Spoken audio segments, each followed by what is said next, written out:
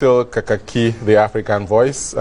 We now begin our conversation with Dr. Fred Ogenesibe. Good morning, Dr. Ogenesibe.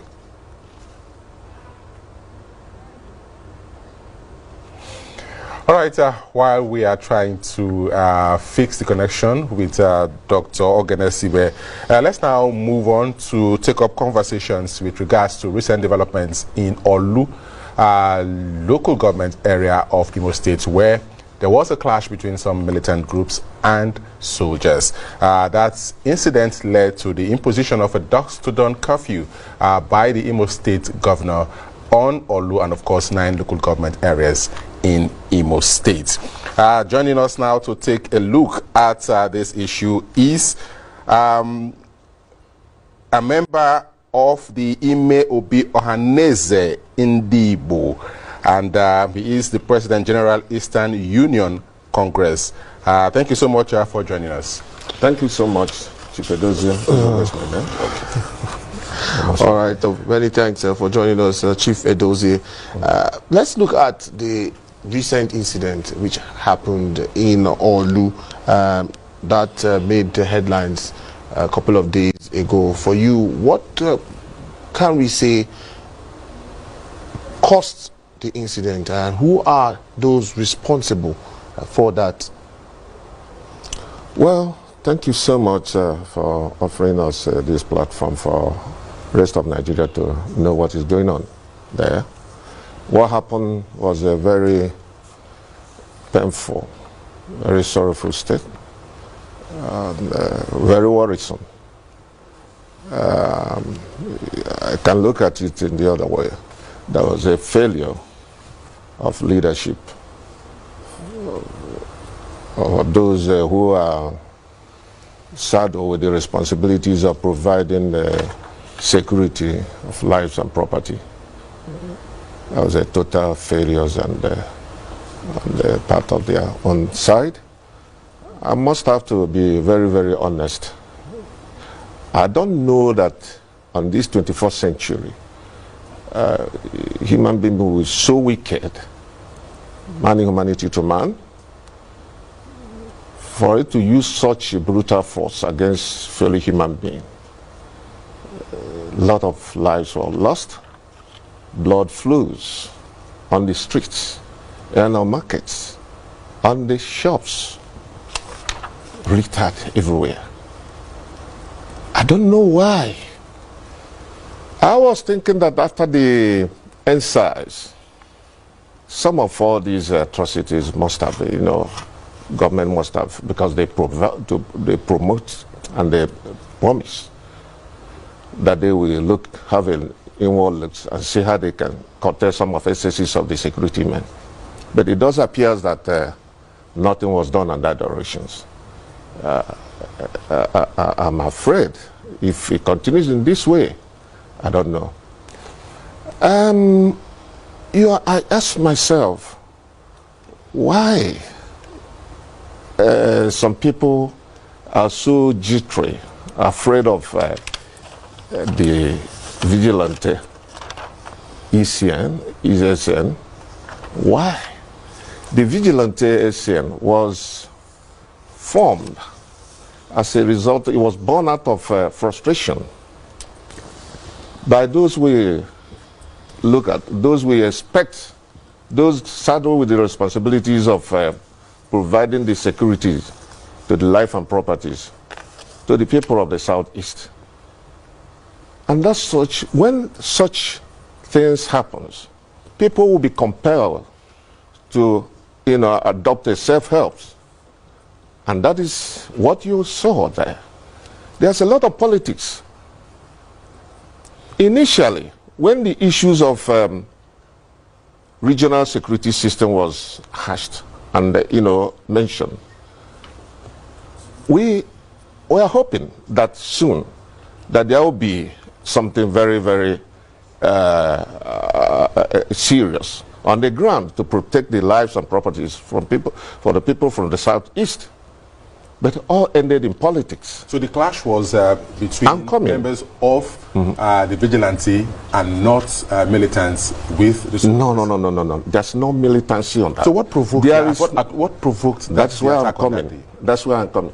There's no militants on that. There's no terrorists. There's no insurrections. What you see is the people adopting a kind of a self-help to protect themselves. When you look at, based on who you are hearing from, but we can tell you authoritatively that there's politics behind that. The ECN was born out of frustration. When you look at what is happening in Nigeria today, in Borno, we have vigilantes. In Zamfara, we have vigilantes. In Katsina, we have. In Kaduna, we have. In Niger, we have. As a result of what? Banditry, herdsmen, Miatiara onslaughts against Nigerians. And don't forget, you heard it, that Miatiara has been gazetted on International World Terrorist Index as the third in ranking worst terrorist squad. Is it but today, Miati or Fulani herdsmen? No, not armed Fulani herdsmen. Okay?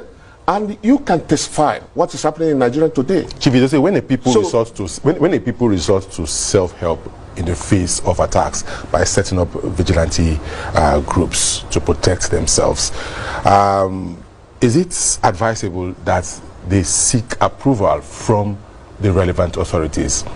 You know, did that happen in the case of Olu?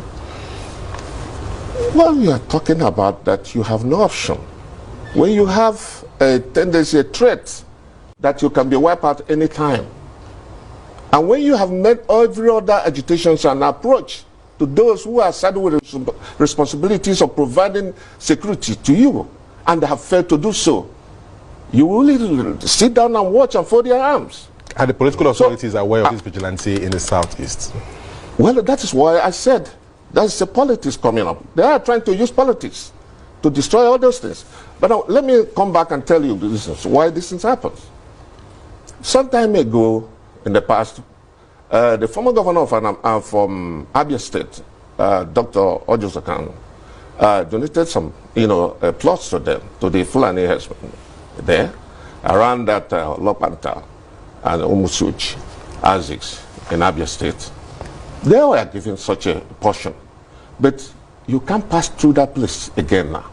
They continue to encroach in other parts of, lands there. And the issues of criminality is so reckless. Raping, complaints of raping, kidnapping, all these are this. And when there's a rumor, again, going on in Imo State, around that, although that the present governor have now given them that forest, people now doesn't want it to happen again because of what they have seen in the Abia State. That measure they can't tolerate that. And that is why the ACM just went and occupied the forest and decided to, move in, just to avoid a situation of Abia State. And that's what compelled them to be there. What I want us to establish, now, Chief, is that do you need security approval to set up vigilante? Let me run so that you'll be able to, take it off from there. Now, when this ACM land there, I'm proposed to, guide the community. And meanwhile, since they have been there is no complaint from the community.